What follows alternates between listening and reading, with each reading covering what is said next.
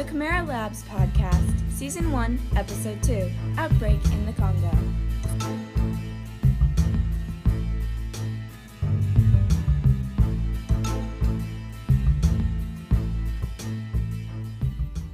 Cyan? Where's that useless assistant of mine? Cyan! In the tech room, Dr. Ed. There you are.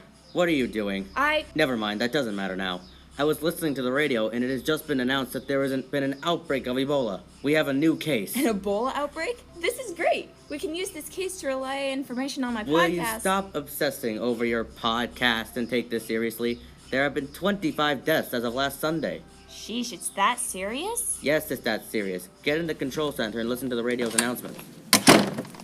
On May 8th, 2018, the government of the Democratic Republic of Congo declared a new outbreak of the Ebola virus disease after 2 cases of Ebola were confirmed. The World Health Organization was informed by the Republic's Ministry of Health that the 2 out of 5 patients tested positive for the Ebola virus, and more specimens began to be collected immediately.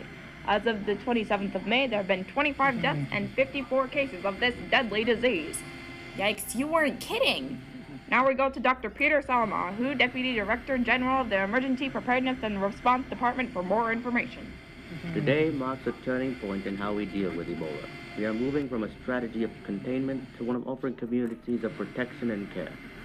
Aha, Salama is sure to get on the case immediately. He and I were in college together, you know. Sure.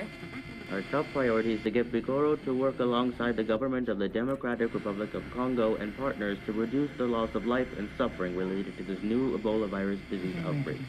Working with partners and responding early in a coordinated way will be vital to containing this deadly disease. We'll return to our announcement after these messages. So, Nareik, you said we're on this case as well? Well... What's the point of dragging me in here to listen to this if we aren't even involved? Now see here, just because we aren't directly involved doesn't mean there is nothing to learn. Well, you have a point. What information did I miss? Believe it or not, this is the 9th outbreak of Ebola the Congo has seen since they first discovered it in 1976. Ebola was discovered in the Congo? Exactly, near the Ebola River in the Congo Republic. So that's where the disease got its name. I should assume so, yes. So what's WHO doing about this? Who? WHO, the World Health Organization. Oh, yes. Authorities are using a brand new Ebola vaccine. In fact, more than 7,500 doses of the vaccine have been sent to the Congo, and 8,000 more are on their way. That's great! It would be, if there wasn't such a lack in health infrastructure. Health officials are still trying to identify people in high-risk groups who need vaccination, like frontline and medical workers. Oh, that's not good then, is it? It doesn't help the situation, no. Currently, though, the goal is to form a barrier of immune people to quickly prevent Ebola's spread.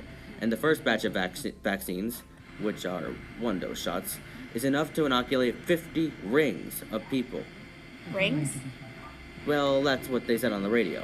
It's another term for groups. Why not just say groups then? It's a technical term that... And back to our regularly scheduled programming. Reports have just come in that 2 Ebola patients managed to escape from a treatment facility in the Democratic Republic of the Congo. Doctors Without Borders fears that the virus may spread as health officials hurry to trace anyone they had contact with.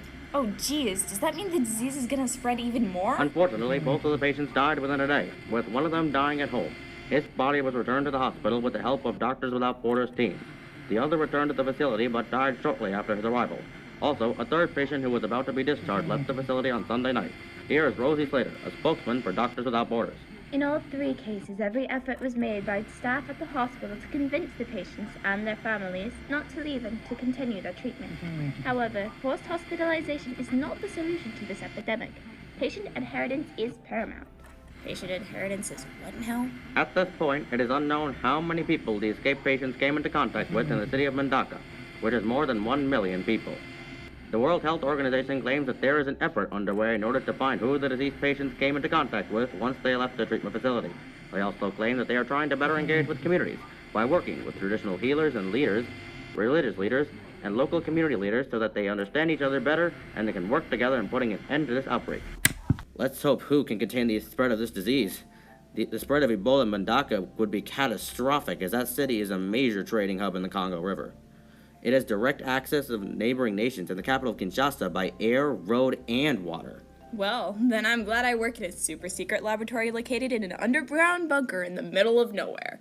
Say, how come I've never seen anyone else in these labs? Are we the only people who work here? You are an unpaid intern, which means you do not have access to that classified information. Hey, last I checked I was a paid assistant. Nareik, what's going on? You are now demoted to unpaid intern for being nosy. Congratulations. Also, it's Dr. Nareik. You're not answering any of my questions. Well, I'm hardly about to with you carrying that tape recorder everywhere. Ugh, fine. The Chimaera Labs is a self-produced podcast series created by Camille, Vail, and Kieran Doolabh, who voiced Cyan and Dr. Nareik respectively. This podcast is meant to relay scientific information in an entertaining format. All information relayed is collected from reliable sources to ensure accuracy. Thank you for listening.